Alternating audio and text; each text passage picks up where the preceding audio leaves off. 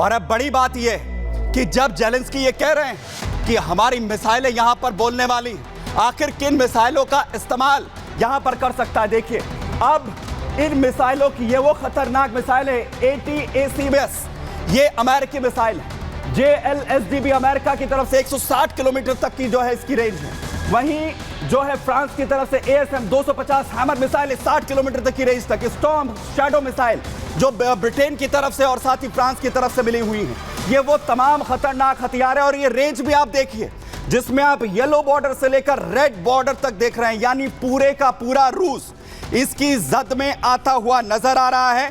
और ये सभी वो हथियार हैं जिनका इस्तेमाल यहां पर किया जा सकता है। लेकिन ट्रंप प्रशासन की नींद उड़ गई है। बाइडेन ने इजाजत भले ही दे दी हो, लेकिन दूसरी तरफ ट्रंप जूनियर, आने वाले जो राष्ट्रपति हैं ट्रंप, उनके बेटे, उनकी तरफ से बड़ा बयान दिया। उन्होंने कहा कि सैन्य औद्योगिक परिसर, जो हथियार बनाने वाली कंपनियां हैं, वो ये सुनिश्चित करना चाहती हैं कि मेरे पिता को शांति स्थापित करने से और जीवन बचाने का जो मौका मिलने वाला है, उससे पहले ही तीसरा विश्व युद्ध यानी वर्ल्ड वॉर 3 वो शुरू कर दे। उनके लिए जो खरबों डॉलर की कमाई है वो ज्यादा इंपॉर्टेंट है। वो कह रहे हैं कि पक्का करना यह जरूरी है कि जिंदगी की परवाह वो नहीं कर रहे हैं और सिर्फ उनके लिए यह जरूरी है कि आखिर कैसे खरबों डॉलर्स यहां पर कमाए जाएं। यानी बड़ी बात यह कि अमेरिका के अंदर जो ट्रंप की तरफ से इस वक्त अपनी चिंता है वो जाहिर की जा रही, क्योंकि इससे पहले ट्रंप ये कहते रहे कि वो शांति लेकर आएंगे, लेकिन उनके आने से पहले बाइडेन ने जिस तरीके से बड़ा ऐलान यहां पर कर दिया है। लेकिन बड़ी अपडेट आपको बताऊं, जहां पर पुतिन की तरफ से बड़ा बयान दिया जा रहा है, हम पर हमले हुए तो न्यूक्लियर हथियारों का इस्तेमाल करेंगे। पुतिन ने फिर से परमाणु हथियारों की धमकी यहां पर दे दी है। पुतिन ये कह रहे हैं कि लॉन्ग रेंज मिसाइलें, अमेरिकी मिसाइलें हम पर दागी गई तो पलटवार न्यूक्लियर वेपन से होगा। सुनिए जरा। In the updated version of the document, अगर रूस की ओर बड़े पैमाने पर दुश्मन की मिसाइल या फिर UAV लॉन्च किए जाते हैं, या जब भी ये हथियार रूस के इलाके में प्रवेश करते हैं, तो हम परमाणु हथियारों का इस्तेमाल करेंगे। but with the support of a nuclear state. तो बड़ी बात यह है कि जब युद्ध का जिक्र हो रहा है और पुतिन ये कह रहे हैं कि हमला करिए, जवाब जो है न्यूक्लियर वेपन से यहां पर मिलने वाला है। यानी अब इस युद्ध को वर्ल्ड वॉर 3 के अंदर क्या प्रवेश करने से कोई नहीं रोक सकता है। जरा देखिए।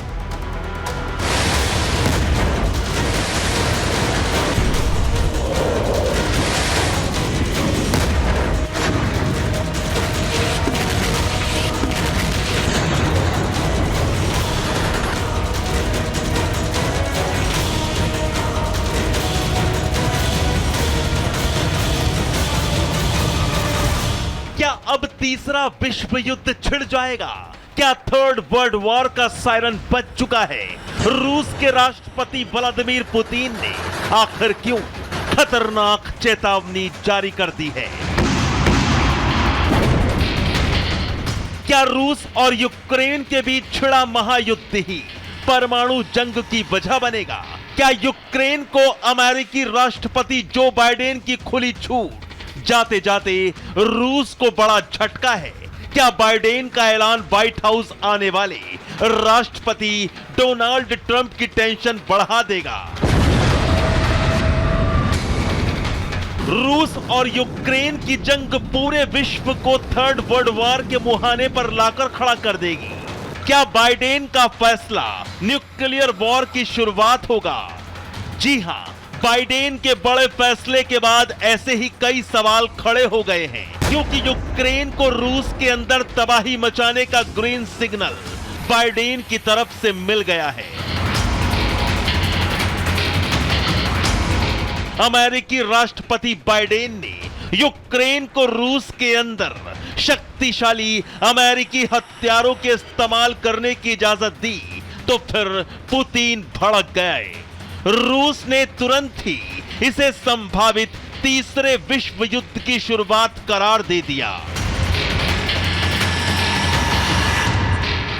आपको बता दें कि उत्तर कोरिया के तानाशाह किम जोंग उन ने रूस की तरफ से युद्ध करने के लिए अपने हजारों सैनिक भेज दिए हैं। इसके अलावा उत्तर कोरिया हथियार भेजकर भी रूस की मदद कर रहा है। इसको लेकर यूक्रेन कई बार आपत्ति जता चुका है। वहीं बताया जा रहा है कि बाइडेन ने उत्तर कोरिया के दखल को देखते हुए ऐसा फैसला लिया है। पिछले कुछ समय से अमेरिका और ब्रिटेन यूक्रेन को लंबी दूरी की मिसाइल इस्तेमाल करने की इजाजत देने पर विचार कर रहे थे। इस पर रूस के राष्ट्रपति पुतिन ने चेतावनी दी थी कि ऐसे हथियारों के इस्तेमाल करने की इजाजत देने का मतलब यह समझा जाएगा कि नाटो रूस के खिलाफ जंग में उतर चुका है।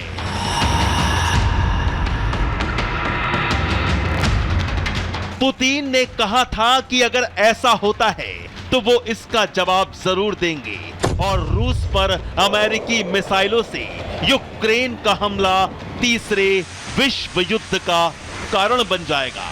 Bureau report, Republic Bharat. तो क्या बटन बाइडेन ने दबा दिया है वर्ल्ड वॉर 3 का? इस पर बात करने के लिए मेरे साथ कलर टीवी त्यागी सर इस वक्त जुड़ रहे हैं। सर बहुत शुक्रिया साथ जुड़ने के लिए। सर मैं समझना चाह रहा हूं कि क्या वर्ल्ड वॉर 3 उसका बटन बाइडेन दबाकर जा रहे हैं क्या? वैसे तो रशिया की बहुत सारी रेड लाइंस क्रॉस हो चुकी हैं, लेकिन फाइनली रशिया ने कहा है कि अगर अमेरिका ने अपने लॉन्ग रेंज वेपन्स को यूक्रेन को इजाज़त दी रशिया के मेन लैंड में इस्तेमाल करने की, तो फिर रशिया टैक्टिकल न्यूक्लियर वेपन्स का इस्तेमाल करेगा। अब बाइडन जाते जाते जानकारी मिली है, अपनी इमेज को कायम रखने के लिए उन्होंने यूक्रेन को उनकी लॉन्ग रेंज वेपन्स को रशिया में इस्तेमाल करने की इजाज़त दे दी है। और रशिया अगर टैक्टिकल न्यूक्लियर वेपन का इस्तेमाल करता है तो ये निश्चित ही एक बड़े युद्ध में तब्दील हो जाएगा। डोनाल्ड ट्रंप जो इस बात की वकालत करते रहे हैं कि वो रशिया और यूक्रेन को युद्ध को रुकवा देंगे, सबसे ज़्यादा परेशानी तो उन्हीं को होने वाली।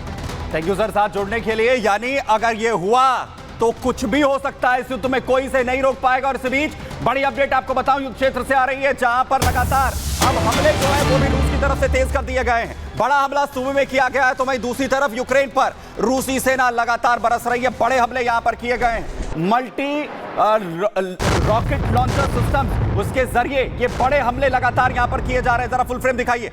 मल्टी रॉकेट लॉन्चर सिस्टम के जरिए आकर कैसे रूसी सेना बरस रही है।